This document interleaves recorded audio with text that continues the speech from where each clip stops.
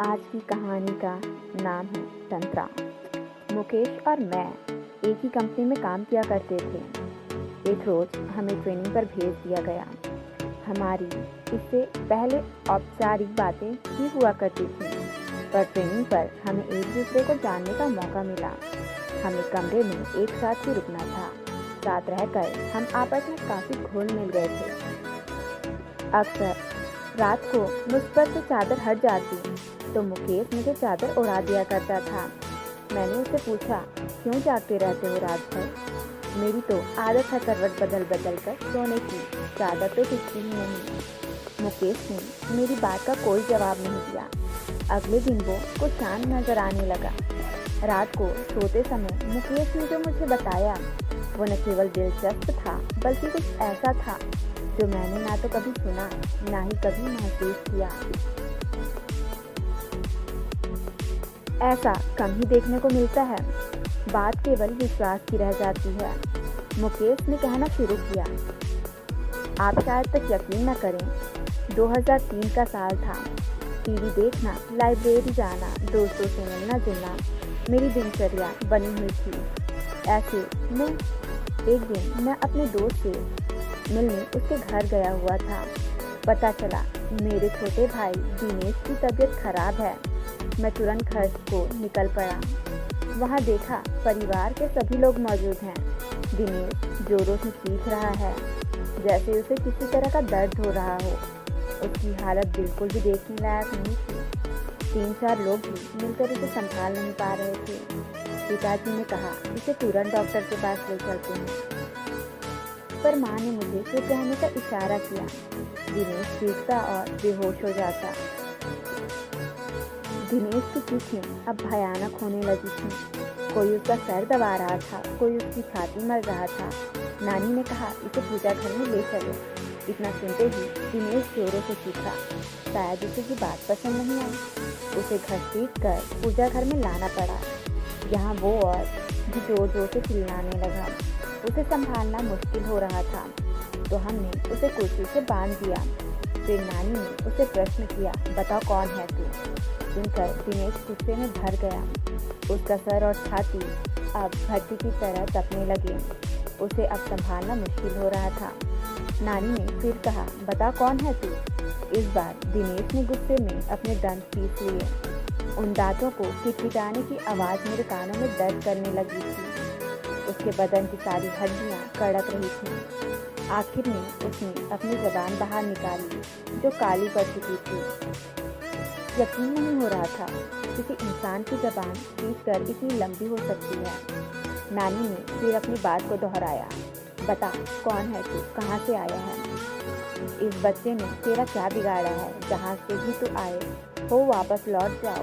बदले में जो कुछ भी मांगोगे हम तुम्हें देंगे, लेकिन इस बच्चे को छोड़ दो। दिनेश ने अपना आपा खो दिया। वो उसी तरह कराहता, दांत पीसता, चीखता चिल्लाता और बेहोश हो जाता।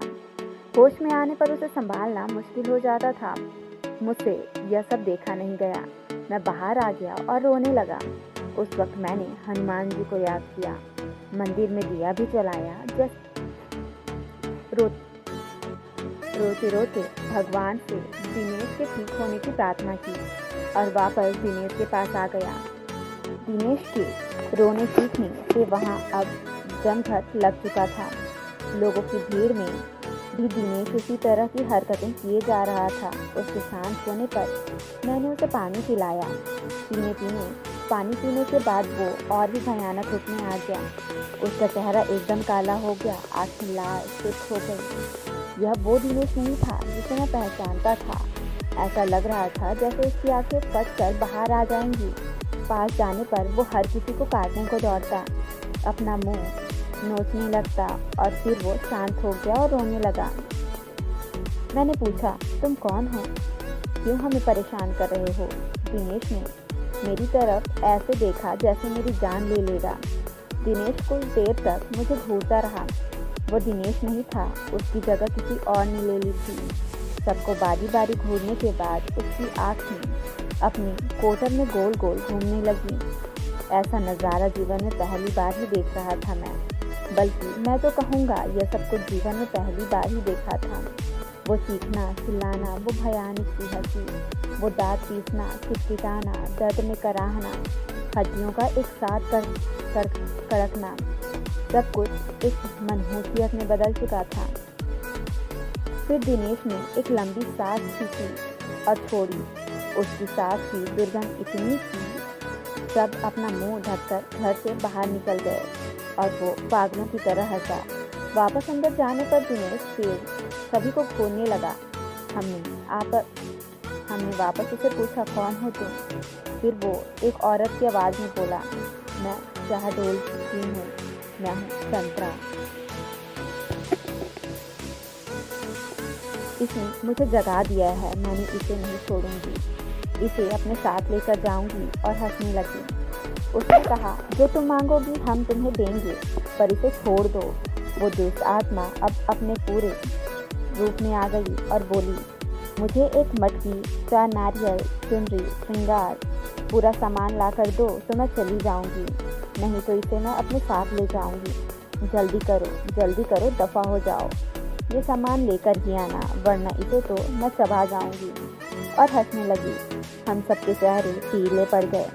माँ और मैं तेजी से बाजार की तरफ निकले। रास्ते में माँ रोने लगी तो मैंने उन्हें दिलासा दिया, सब ठीक हो जाएगा माँ। माँ बोली, कुछ भी ठीक नहीं होने वाला मुकेश, मैंने तुझे बताया नहीं। इसने जब अपना पहला असर दिखाया था तब दिनेश को क्या हुआ हम समझ ही नहीं पाए थे। दिनेश के साथियों ने हमें बताया, उस दिन दिनेश के ऑफिस में मीटिंग थी। सब आपस में हंस बोल रहे थे, सब कुछ ठीक था कि अचानक दिनेश की तबीयत बिगड़ने लगी। दिनेश ने सामने रखा गिलास उठाया और पानी पिया।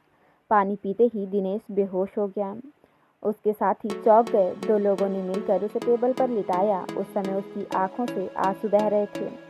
वो अपनी साथियों से कुछ कहना चाह रहा था, लेकिन उसके मुंह से एक शब्द भी नहीं निकल पा रहा था। उसके साथी उसे हॉस्पिटल ले गए। हमें जैसे ही सूचना मिली, हम सभी वहां पहुंच गए। दिनेश कुछ देर बाद ठीक हो गया। क्या हुआ उसे खुद भी कुछ मालूम नहीं था। उसे इतना याद था कि वो बेहोश हो गया था। उसके बाद कभी ऐसा नहीं हुआ जिससे कोई परेशानी हो। तुम ठीक कह रही हो माँ, उसके बाद भी कुछ हुआ जरूर था। क्या मतलब?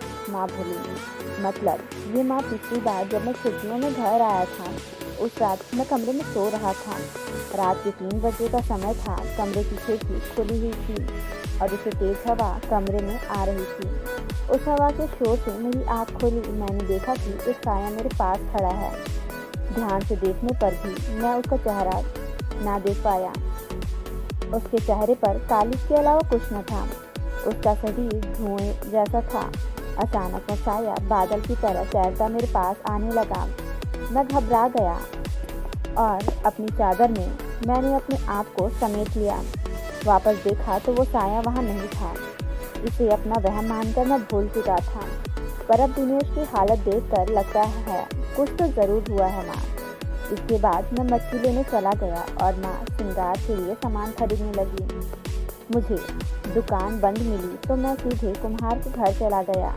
वहाँ से लाल और काली दोनों मच्छी ले आया।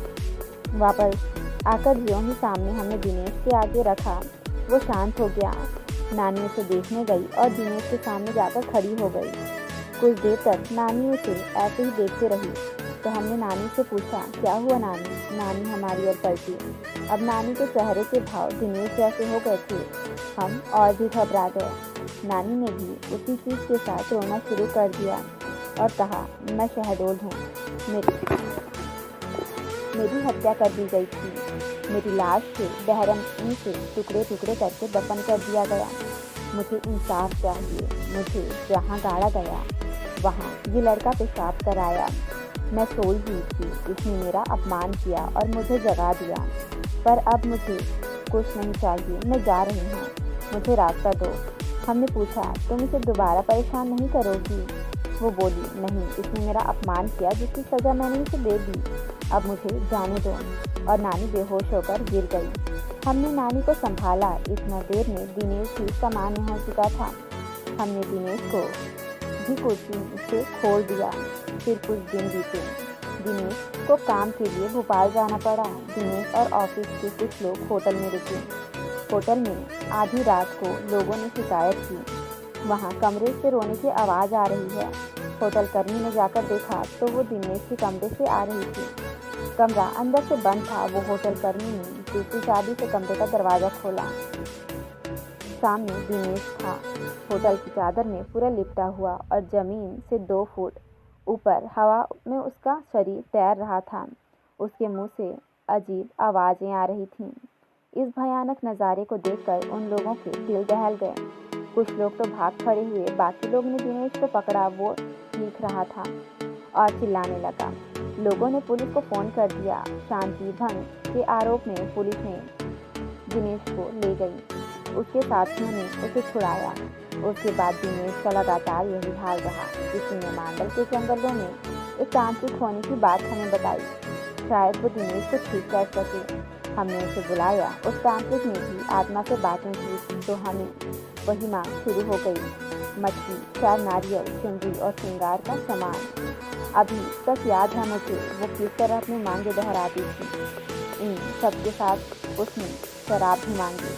रात के समय शराब कहीं भी नहीं मिली। मैं भागा भागा अपने मोहल्ले के उन गलियों में गया जहाँ से मुझे गुजरना भी गंवारा नहीं था, पर भाई की सलामती के लिए उन गलियों से मैं जहाँ अक्सर लोग नशे में धुत पड़े रहते थे।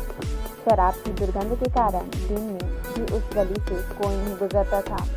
वहाँ जाकर मैंने उन लोगों से शराब मांगी तो उन्होंने कहा, क्या आज तू भी पिएगा? आजा आजा, बैठ जा यहाँ। आज तू बेटा सारे गम भूल जाएगा। मैं गम भुलाने नहीं आया हूँ। मेरे भाई की तबीयत खराब है, उस पर ऊपरी साया है। तांत्रिक शराब की पूजा करेगा।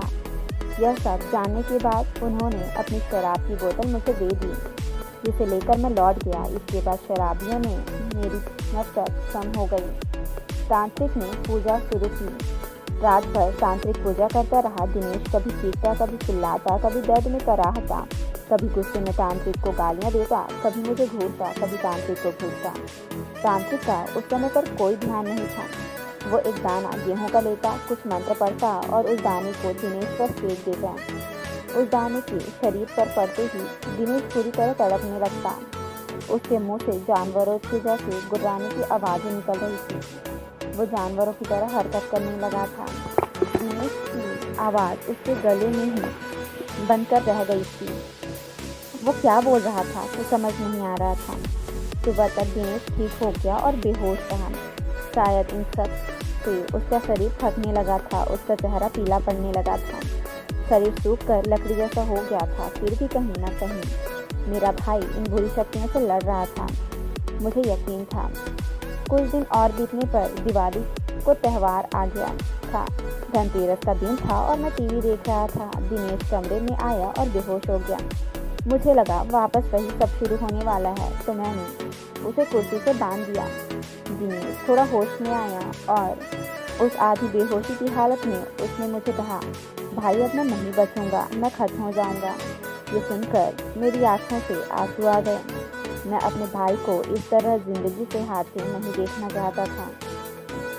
दिनेश भी रो रहा था। भाई मैं मर जाऊंगा। मैंने खुद को संभाला और दिनेश को बांध दिया। बाइक ली और एक दोस्त को साथ लेकर मैं उसे तांत्रिक को बुलाने निकला।